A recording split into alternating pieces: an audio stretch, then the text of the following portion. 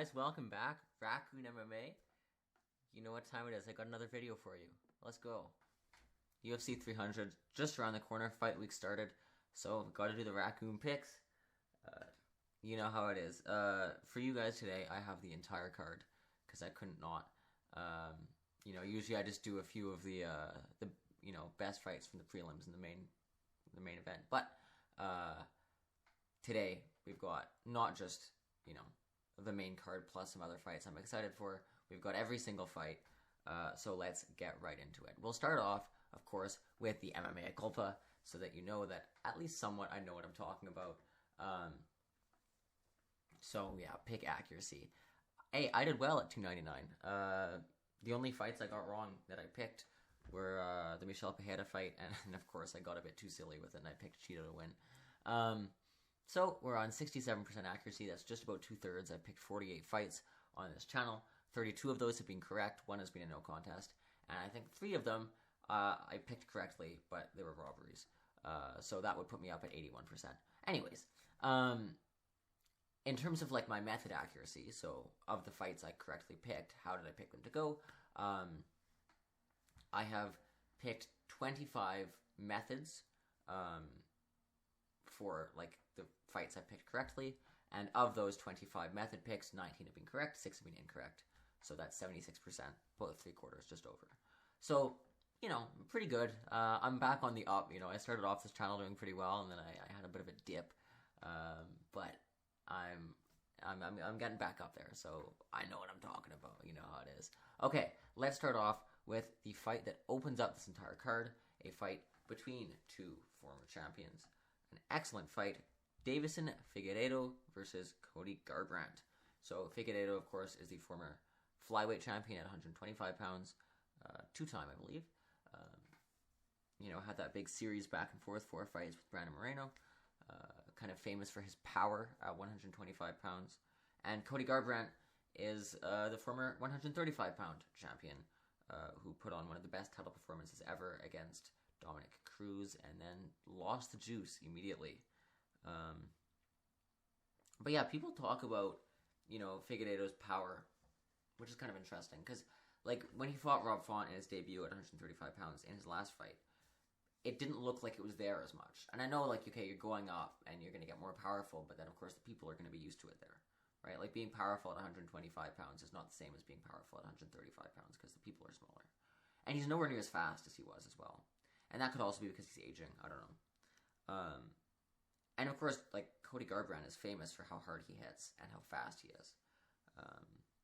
But, like, I don't know. I don't want to mean this to say that I don't think Figgy hits hard or that I don't think he's going to hit Cody hard. But especially because he still probably has what it takes to technically outclass Cody Garbrandt in this fight. Like, Cody Garbrandt was on that big skid. Now he's put 2 together. But I don't know. I don't think he's, like, quote-unquote back just because he beat Trevin Jones on short notice and Brian Keller. And his chin is still probably a problem, right? Just because those guys couldn't really hit him or touch it doesn't mean that it's not. Cody has been kind of famous for his weak chin. So, I don't know. I'm not as excited for this fight as a lot of people are, just because I think that, like, Ficky isn't really what he was. And I don't think that Cody Garbrandt is necessarily back. I mean, it would be nice if he was. It would be nice if Figgy was back as well, right? And I do think that, like, Cody's power and his speed, those 2 things are always like a dark horse that can win him any fight. But I do think that Figgy is going to technically outclass him in this one. And I don't think he's going to knock him out, but I do think that he can beat him by decision. Of course, again, I fully believe that Cody can pull this one out with his speed, with his power. I think there's a very clear path to victory for him here. I almost wanted to pick him, but I do think that Davison Figueiredo takes this fight. Okay, the next one on the card is Bobby Green versus Jim Miller. Again, kind of a weird fight here. I think the story of this fight, unfortunately, in my view, is the story of Bobby's chin, right? Because, like, it's only by 45 minutes, but it still is crazy that he's coming back before Jalen Turner, considering what happened the last time, like, when they fought. If you're forgetting, Jalen Turner stepped in on short notice to fight Bobby Green. He knocked him out in the first round, and then the referee let it go on for another 30 seconds after Bobby Green was out. It was really bad. Ref should never fight a referee again. Yeah, I mean, Bobby had been looking pretty good before that fight. He totally outclassed Tony Ferguson, and then, of course, he knocked the crap out of Grant Dawson. But Miller has also been on a pretty good run. You know, this guy's a real veteran. He was on UFC 100, UFC 200. Now he's been in UFC 300. Everyone knows this.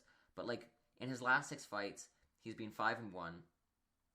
He's been looking absolutely incredible lately. But, admittedly, he's been going up against poorer opponents than Bobby Green has. You know, Bobby Green hasn't always fought the ranked guys, but he's fought ranked guys and around the rankings, of course. He fought Islam Makhachev very recently.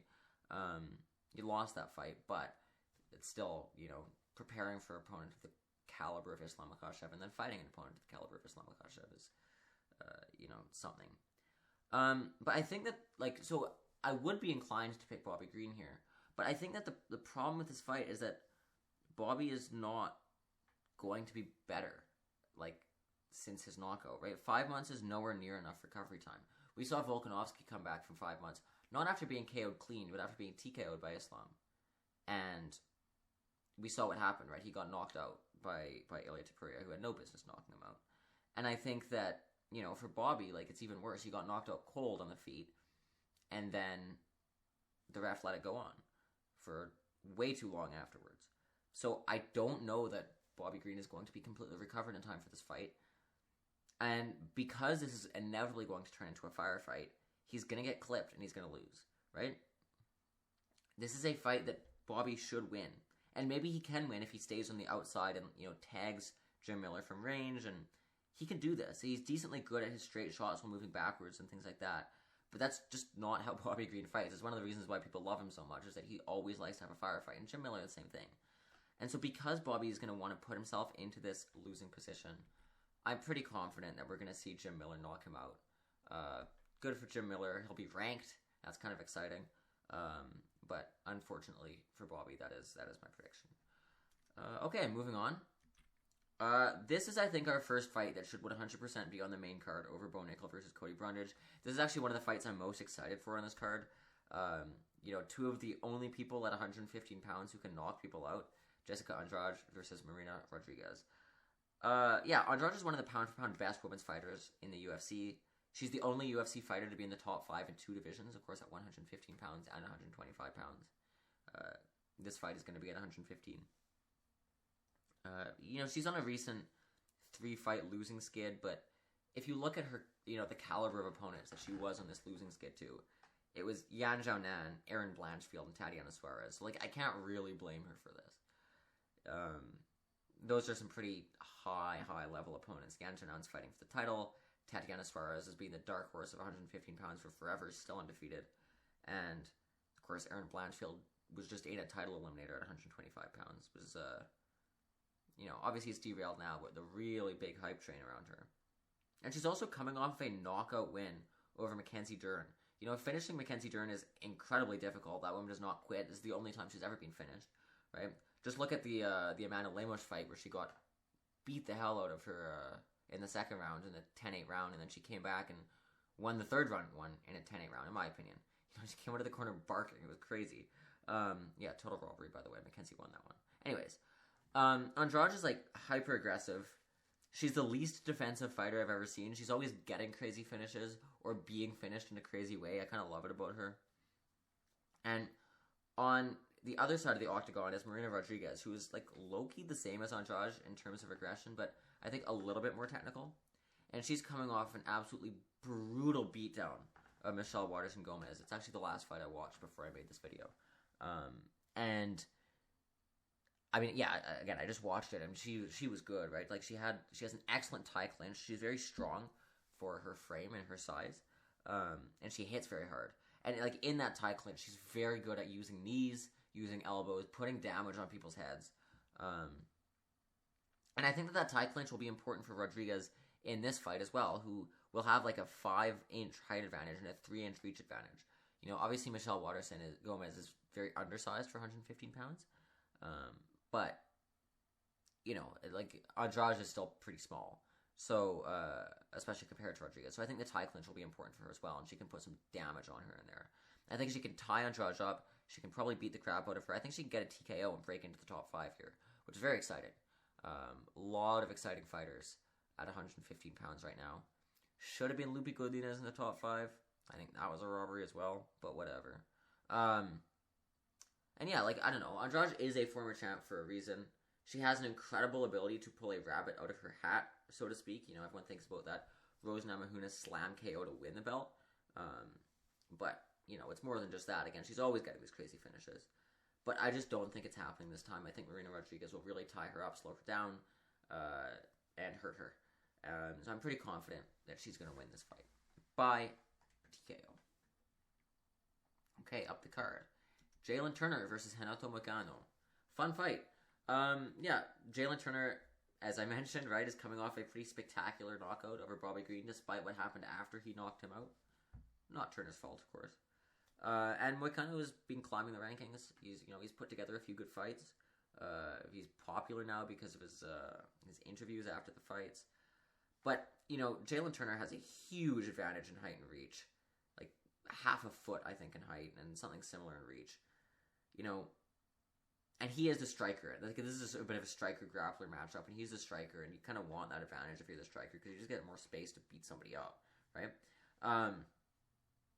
You know, Moicano does like to submit people, and he's going to try and get this fight to the ground where being the smaller guy can give him some advantage. But, you know, the question is, can he take Turner down? And if he does, can he hold him down?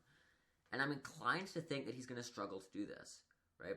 Jalen Turner has faced better wrestlers than Renato Moicano and done all right. Like, think about the Gamrot fight. Gamrot was hardly able to damage him on the ground. You know, I love Gamrot. I love Turner. I don't really care who won that fight. It was close. I know that Turner did officially come away with a split decision loss, but, like, there's totally a world in which he won that fight off of damage. Not a robbery, but, you know, I do think that Turner won. But, you know, like, that is not a grappler, but a wrestler who wasn't able to hold him down and struggled to get him down. It took a lot of damage trying to get him down, even if he was in the end. And, you know, Gamrot can take a lot more damage than Renato Moicano can. He's super chinny. He's kind of there to be taken advantage of on the feet. And Turner is so crisp. He hits so hard. He's so accurate. I think he can get this done quickly. Like, I think he could get this done off with the first takedown attempt. And if Moicano tries to strike with him, it's not going to go well. So, you know, if he can take Turner down, yeah, I think maybe he can submit him. But I just think he's going to take enough damage on the way in that I think that Jalen Turner will knock him out cold. Good fight, though. Okay, that's our early prelims. Moving on up. Sodiq Yusuff versus Diego Lopez. Another banger fight. I mean, it's UFC 300. They're all good, right? Sodiq is kind of good everywhere. He's got good grappling, pretty crisp striking. He hits hard, etc. I think his biggest problem is his cardio. He kind of fades in fights, right? You know, in his last fight, he hurt Edson Barbosa bad in their first round, probably 10-8'd him, and then just faded. And he lost the lead that he built. But Diego Lopez doesn't seem to have the same problem across 3 rounds, if the Movsar-Evloev fight is anything to go by, right? You know, in that fight, which again, he arguably won.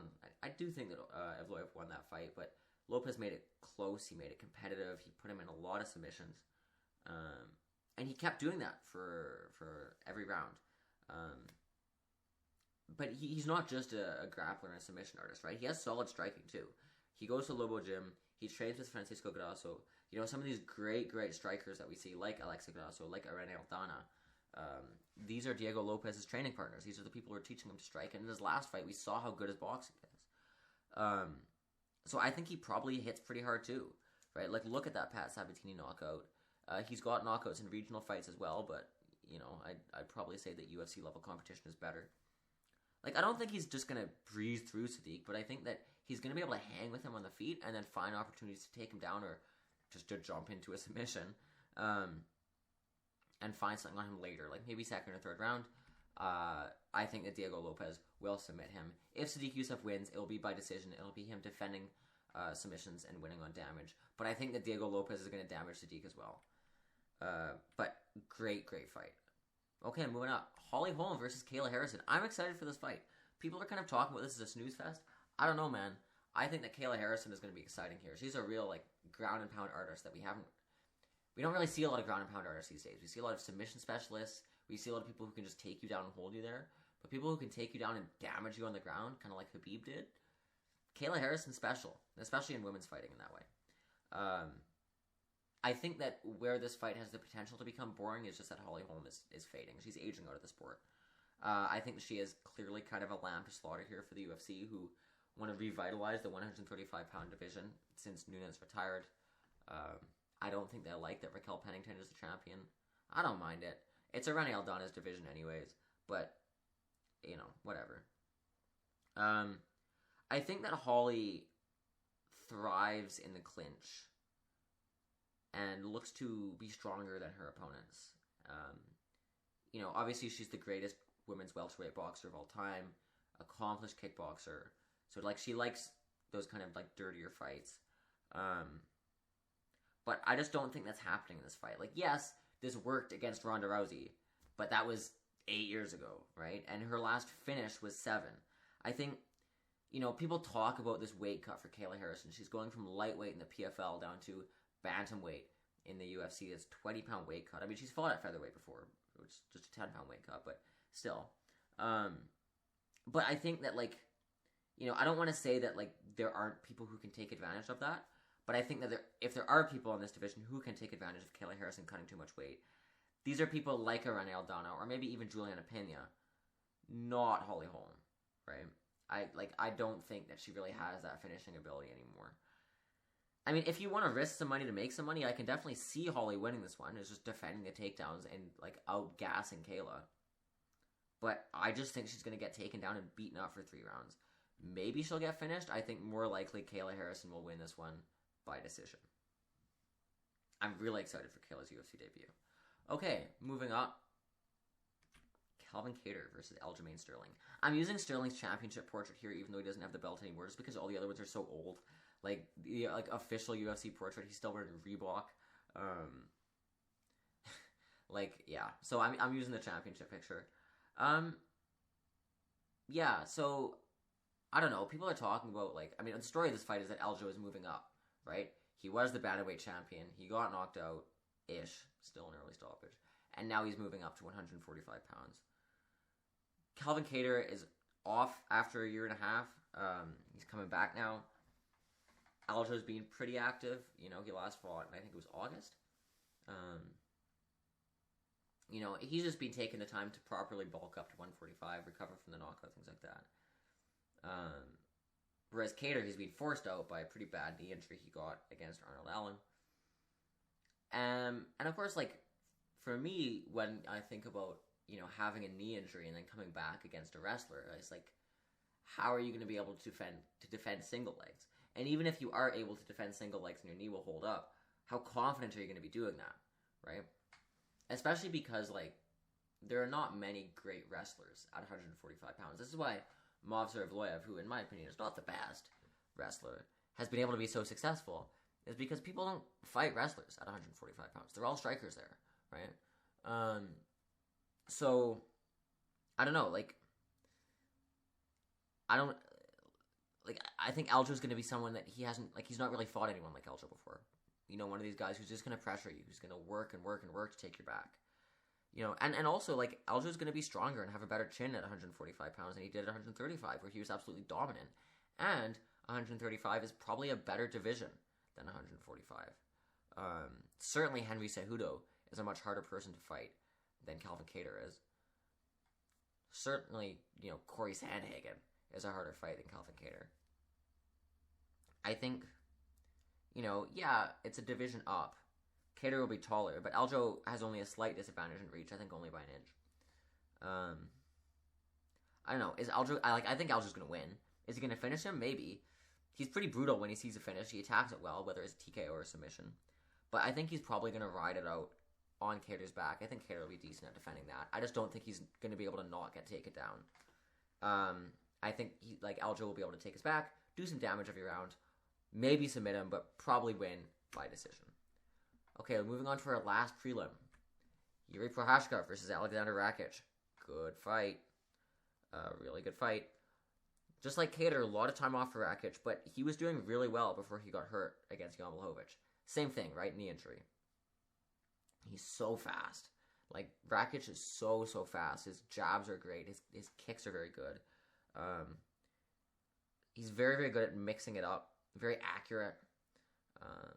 I think, like, the kicking especially can disrupt Yuri's style, especially after the Pereira fight where we saw him take so much unanswered damage to the legs.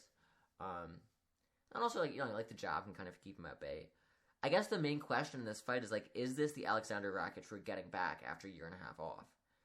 Because, like, if you've got octagon rust, Yuri is not really the fighter that you want to be facing. Because he's so unorthodox, he's going to do things that you don't expect, right? Plus, Rakic only has 3 rounds to get used to Yuri's style, not 5. But there are, like, ways for Rakic, right? Like, Yuri does leave his head wide open. This could be money for Rakic with that good jab he's got because he's so fast. And, you can also see him really punishing Yuri's legs with that wide stance that Yuri has. But on the other hand, Yuri can probably back Rakic up to the cage and wham him with something he's not going to see coming like he almost did to Alex Pereira a few times. I'm so split in this fight, honestly. I have to pick somebody, though. And so I'm just going to assume that we're getting back the old Rakic, and I'm going to take him by decision. I don't know. I'm really not confident in this pick, but I wouldn't be confident in Yuri either. I guess we'll see. But yeah, Rakic by decision. Really not confident in this one. Sorry. Okay, moving on to the main card. Bo Nickel versus Cody Brundage. Guys, you're not even getting a discussion here. Obviously, Bo Nickel is winning. Like, I don't know. If we're actually talking about it, like, okay, his one actual takedown in the UFC came off of a blatant nut shot. And his striking is probably overrated because, like, I don't know, he knocked out, short notice Val Wordburn? Come on, man. So, like, maybe Brundage is stronger than him and has enough experience to pull something out. It's probably strategic. Like, if you do gamble, it's probably strategic to put $5 on Brundage because the payout would be so massive. And Bo Nickel could injure himself. That's what the 5% is there. I really want Bo Nickel to lose, by the way. Like, I really want him to lose. I want him to get slammed like Brundage slammed Zach Reese or something. But, I don't know. I just don't think he will. That 5% is for a freak injury or KO like Brundage's last fight. A fluke KO. But, yeah, I mean, they're basically feeding their biggest hype prospect a guy who could have been, like, it was either cutting him or feeding him to Bo Nickel, right?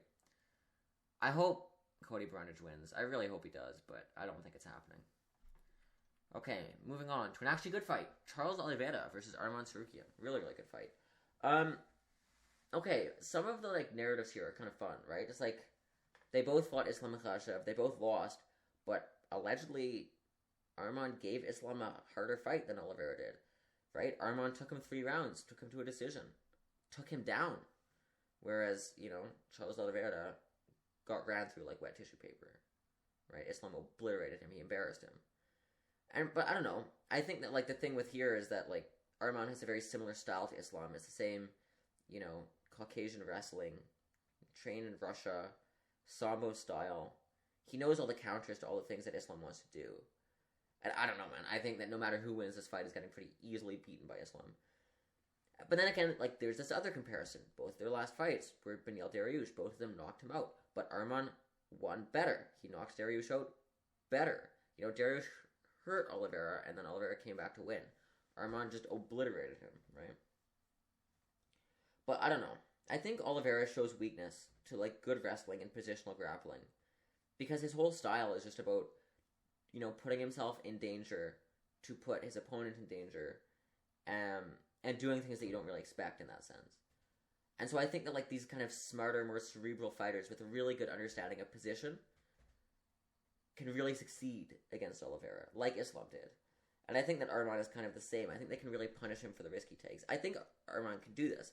I think he could just overpower Oliveira, despite a few scary moments that Oliveira will put him in, and take this fight by decision. Again, Oliveira can beat most fighters because he it's a high risk, high reward system of fighting that he has. There's a reason he's so beloved.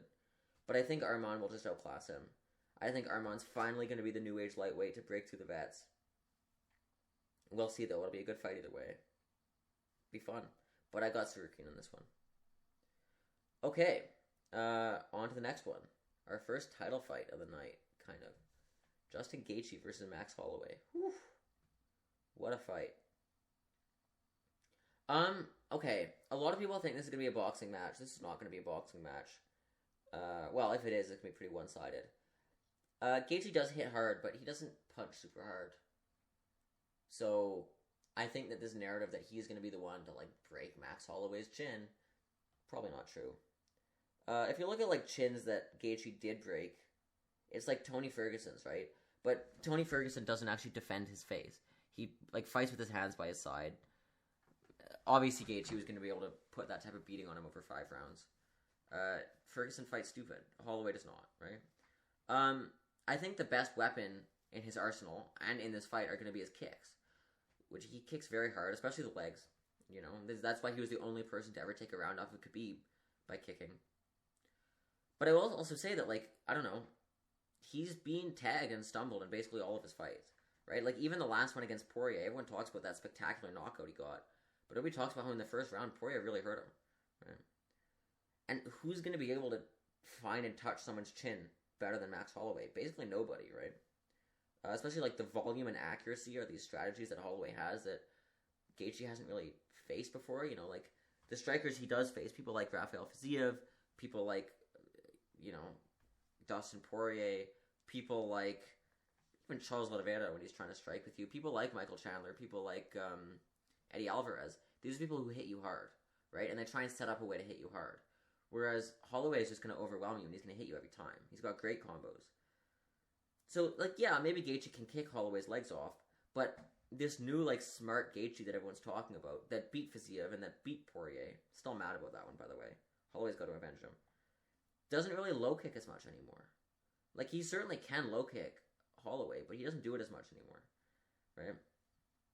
Like, at the last fight where he really, really messed somebody up, because I don't think he's going to knock Holloway out cold, was Tony Ferguson. But again, like, Tony Ferguson doesn't actually defend punches.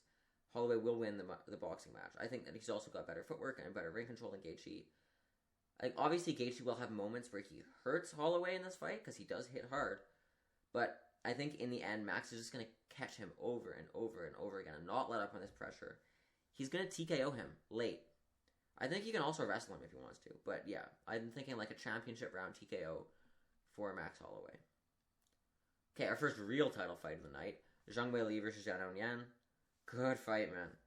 Surprised that this is not a China pay-per-view or even like a fight night main event. But I know. I guess they just were really scrambling to put stuff together. And I guess to be fair, like, they did do Joanna Jędrzejczyk versus Karolina Kowalkiewicz in New York instead of Poland. Weili is obviously, like, the number 2 pound-for-pound fighter in the world after Alexa Grasso and has some incredible wins.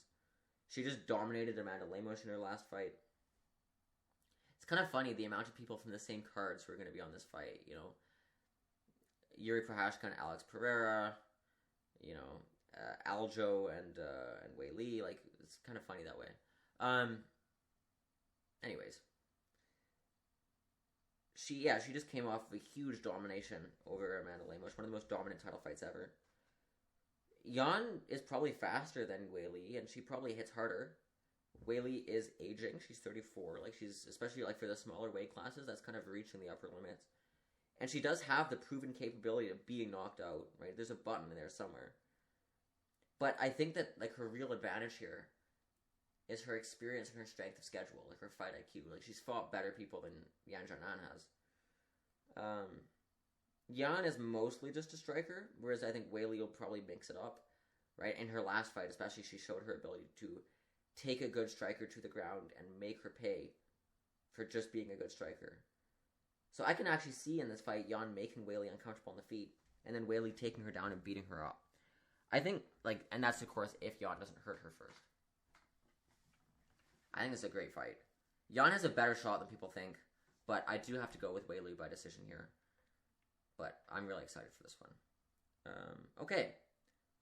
Our main event, Alex Pereira versus Jamahal Hill. Really good fight. Out of respect for Hill never losing the belt, I'm putting up his photo with it here. You know, I don't know, Jamahal Hill, if you see this, don't get mad at me on Twitter, I guess, because you get mad at everyone on Twitter. Because I'm, you know, showing you respect here. Alex Pereira hits really hard. He's very accurate. He's very clever, right? Like, he's got those big weapons, the low kicks, the left hook that everyone talks about. but he doesn't spam, right? Like, you see this a lot in mixed martial arts striking, where people have one thing that's really good, and they spam it over and over and over again, and all they're trying to do is, like, looking to throw it. But, like, I don't know, Alex sets everything up, and he's always, like, got something new in his arsenal every fight. Very unorthodox fighter, even though he looks kind of normal. Jamahal Hill, really good pressure fighter, like, really good at walking people down, putting them up against the cage, and we saw that like, was Alex's weakness in his last fight, being put up against the cage. He's also got, like, a great head kick. He can kind of throw that without telegraph. But I don't know. I want to kind of talk about strength of schedule here, right? Because if you look at Alex Pereira's last 5 fights, he's 4-1 in his last 5 fights. Jamahal Hill is also 4-1 in his last 5 fights. So Alex Pereira's last 5 fights, he beat Iri Prochazka, he beat Jan Blachowicz, lost to Israel Adesanya, beat Israel Adesanya, and beat Sean Strickland. All champions, right? Jamahal Hill's last 5 fights, again, same thing, 4 wins, 1 loss. He beat Glover Teixeira, a champion, who was 43. He beat Thiago Santos, who is 38. He beat Johnny Walker, who everyone can beat. He beat Jimmy Crute, who everyone can beat. And then he lost to Paul Craig, who you really shouldn't be losing to, right? So, like, Alex Pereira has faced higher-level opponents here. He also, actually, weirdly enough, he has more octagon time than Jamahal Hill does. And if you add in, like, the kickboxing career, like, I'd say for once, weirdly enough, Alex Pereira is a seasoned veteran going into this one. Even though Hill is, like, the mixed martial artist with more capability of mixing. Which is kind of interesting. This is, like, a dynamic that we've never really seen with Alex Pereira before, him being the veteran. But I think he is. But yeah, that being said about Hill's ability to mix things up, he's never actually shot a takedown in his UFC career. Alex has shot 1 against Izzy in their first fight. But, you know, despite everything that Jamahal Hill's saying when he's like, oh, I'm going to knock this guy out, I'm going to beat him on the feet, I'm not going to take him down. Look, if Alex hurts him, he will shoot a takedown, right? Like, he will. And then it becomes a question of, like, who's going to be stronger? I think Alex has a more powerful frame. Sorry, Hill has a more powerful frame, but Alex is probably going to get more leverage. He's probably going to do more damage if you're going to try and damage in the clinch. Hill, when it comes to the striking, does fire with more volume than Alex does, but he's not quite as powerful or as accurate. He can still knock people out, but again, his lower level opponents than Alex knocked out. I think that Alex needs to at least hurt him early to make the wrestling not a problem, and I think he can do it, right? Jamahal Hill is super flat-footed, and it's going to be worse now because, again, he's coming back from a bad injury. It's been 9 months since he tore his Achilles. This is really rapid, right? Because this isn't 9 months since he tore his Achilles that he's, like, just doing something now. Like, he's been training, right? And so then it's a question of, like, how long has he been training? Alex has been active, right? How long has Jamahal Hill been training? How hard has he been training if he doesn't want to re-hurt his Achilles? Is it still vulnerable? Like, we don't know. One interesting thing about this fight, of course, is that Jamahal Hill is a southpaw, and Alex is an orthodox fighter who usually also fights orthodox fighters. And so fighting a southpaw is going to kind of take away a bit of the low kick, which probably helps Jamal's Achilles, but I think Alex is creative enough to find other things. You know, obviously, it's like the body kick is going to be more open for him. Like, all high kicks are going to be more open now. But yeah, I just think that, like, Alex has more and better tools in his arsenal. He's the more creative fighter than Jamahal. And he's been more active. I mean, obviously Jamahal put on a masterclass against Glover Teixeira, but it's been so long since he's fought, and his training has probably been so limited that he's probably still got some holes in his game. He's probably coming back too early. So I'm going to say, very confident in this one, Alex Pereira will knock him out and still be the light heavyweight champion by the time that the night is over. So yeah, guys, thank you so much for watching. I hope you really enjoyed this one. If you did, please do leave a like, leave a comment if you, like, disagreed, if you have things to add. I try and respond to all my comments. Please subscribe if you like it. You know, I don't get paid anything for this, but the more of you subscribe, the more motivation I have to keep going. I know this is a bit of a longer video, but it's UFC 300, right? So I just kind of wanted to get it all out there. But yeah, thank you so much for watching, guys. I really appreciate it. I hope you all have a great time watching UFC 300. I know I